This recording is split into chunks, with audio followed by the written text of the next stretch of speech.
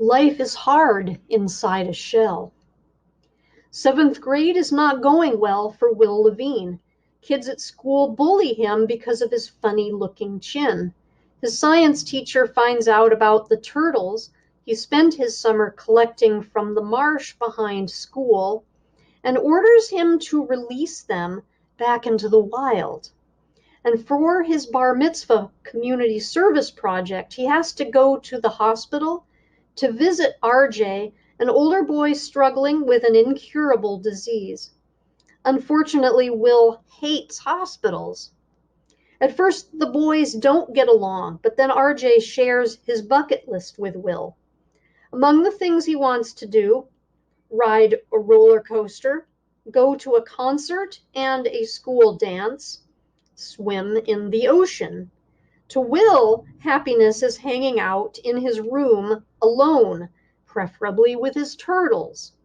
But as RJ's disease worsens, Will realizes he needs to tackle the bucket list on his new friend's behalf before it's too late. It seems like an impossible mission, way outside Will's comfort zone. But as he completes each task with RJ's guidance, Will learns that life is too short to live in a shell. Here is a preview of Turtle Boy by M. Evan Wolkenstein. "Hey, Will," said Jake, "got your chin?" He snatched at my face, pinching his thumb between the knuckles of his pointer and middle fingers. His big, dumb friend Spencer guffawed. "Ha ha ha!" And the two of them walked off together, leaving me with my PB&J sandwich. Got your chin? What does that even mean? I had no one to ask. I always sat alone at lunch. At the opposite side of the table, some fourth graders were building a catapult out of drinking straws. I forgot all about Jake's little taunt until a few weeks later when I was sitting at my desk waiting for fifth grade social studies to start. He walked into class, hands cupped like he'd caught a grasshopper. "I found it," he announced, peeking between his hands. "Will's missing chin." A bunch of other kids laughed, and I could feel my face burn with shame, but at what? What was so funny about my chin? As soon as the tardy bell rang, I grabbed a hall pass and went to an empty restroom to look at my reflection. It was my usual face, glasses, big front teeth, chubby cheeks. My chin seemed very uninteresting. That night, everything became clear. I was brushing my teeth when Mom's makeup mirror caught my eye. I grabbed it and peered at my reflection. It magnified everything. My nostrils and nose were monstrous. My eyes were large and looming. Then I held the mirror out to the side. From this new angle, I could see myself the way others did. I'd seen my face in the mirror 1,000,000 times, but I'd never noticed. I knew it hadn't grown that way overnight. Now I know that bad things can happen a little at a time. That Saturday night, I was holding the makeup mirror to my face. I'd been checking it at least twice a day. If my chin had shrunk, maybe it could grow back. "What are you doing with my mirror?" Mom's voice startled me. She was standing behind me in her old nightgown. I slammed the mirror down on the counter so hard I nearly broke it. "Will, what were you looking at?" "Nothing," I said. I pushed past her into the hallway, but she followed me. "Stop," she said. I turned and glared at her. "What were you doing?" "Looking at my face," I said quietly.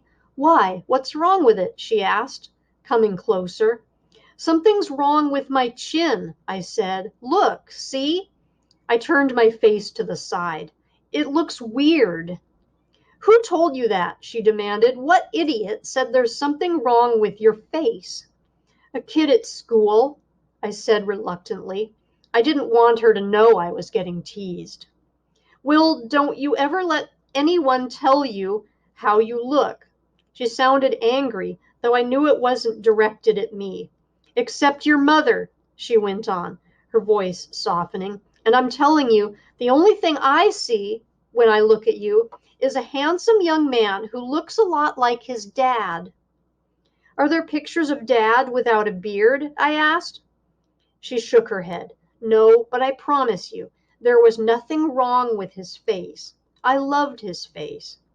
She took a big breath, as if she'd just climbed a hill, and told me it was way past bedtime. It's only 8 o'clock, I objected. Past my bedtime, she said. She drifted off to her room. I don't have any brothers or sisters, so the house suddenly grew quiet.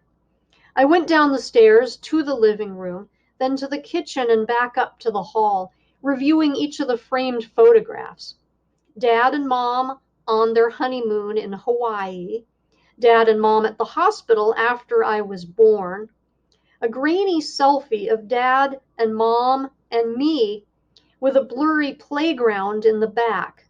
I looked at these pictures a million times, and in each one, the face beneath Dad's beard was a mystery. A few weeks later, Mom told me she'd had a chat with my doctor about my chin. I was going to meet a surgeon. A surgeon? I shouted. No, no hospitals. You know how I am. Yes, I do know how you are, she said, and his office isn't in a hospital. It's in a clinic. As if that made a difference. I hate hospitals and anything that has to do with them, probably due to the fact that Dad died in surgery when I was 4. He was only getting a hernia fixed, a tiny tear inside the abdominal cavity, but something went wrong and he never came home. Even now I get jittery and jumpy when I go to the doctor, even when we drive by a hospital. But it's not like I have a bunch of traumatic memories. I can barely remember the room, the bed, the monitors. The next morning over breakfast, Mom looked awful, like she hadn't slept. She apologized for making the appointment without telling me. I do think your face looks absolutely fine, she added. Let's have the doctor tell us that too. But that's not what happened.